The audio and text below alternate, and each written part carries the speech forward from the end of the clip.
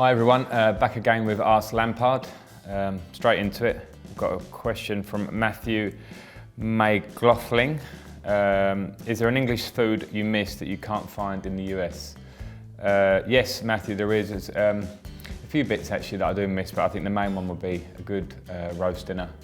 I think most people back home love our roast dinners, and I think you can't really beat the home-cooked version. And here I haven't really found one completely up to scratch with the perfect crispy potatoes, gravy, meat, everything. So roast dinner with all the trimmings is the answer. From the NYCFC supporters, are there any interesting nicknames used in the NYCFC dressing room that you guys call each other? Not too many different ones. I mean, the one I sort of have Connor Brandt, who's a good friend of mine, we've done a lot of rehab work together early in the season, and I call him Poulter, after Ian Poulter, the golfer, because I think he's got a really uncanny resemblance.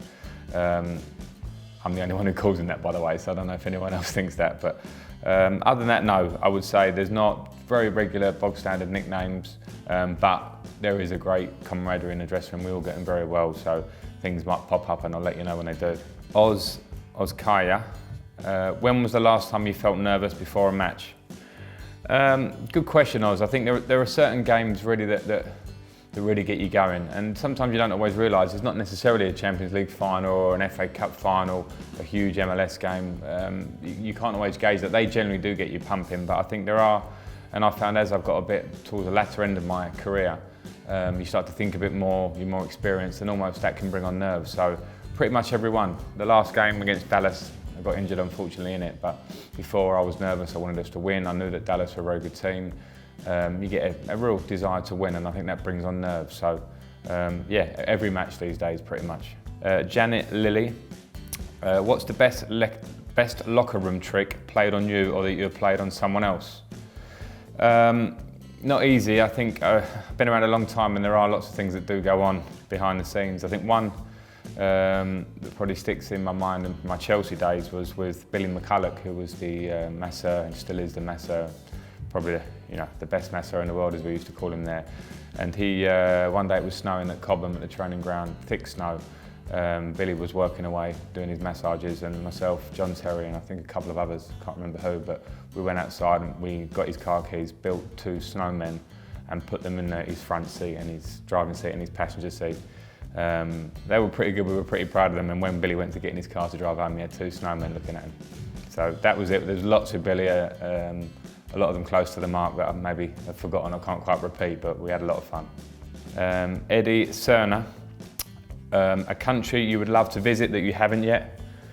Tough. I've been very fortunate to visit so many countries, beautiful places, from my job, very fortunate to do that. I suppose one would be, a very glaring one would be Australia.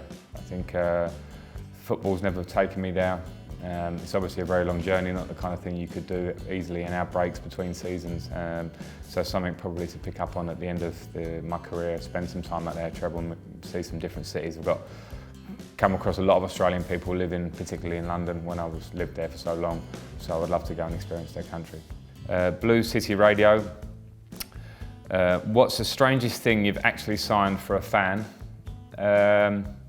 Probably a body part, and it's normally, I know a fella actually, Craig, who's a big Chelsea fan, he's from Northern Ireland, and he's got a fantastic tattoo of myself and John Terry on either, or on his chest basically, across his chest. And so what sticks in my mind is signing people's bodies that they then get tattooed. So they get your signature tattooed. Always interesting, and you always appreciate it because it's obviously, hopefully a lifer that they keep forever with tattoos, and I've always found that quite mad, but at the same time appreciated it. Adrian Roman, if you could play any position other than midfield, where would you have liked to play? Striker.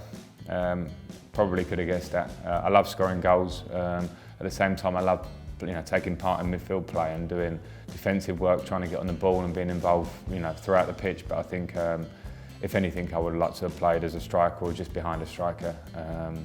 Always had that instinct to try and score goals and that love of doing it. So yeah, that would have been it. And when I was at school as a kid, I would have been possibly striker quite a lot of the time. Done. Thank you very much. Great questions, and I'll see you next week. Make sure you subscribe to our YouTube to make sure you never miss an episode of Ask Lampard.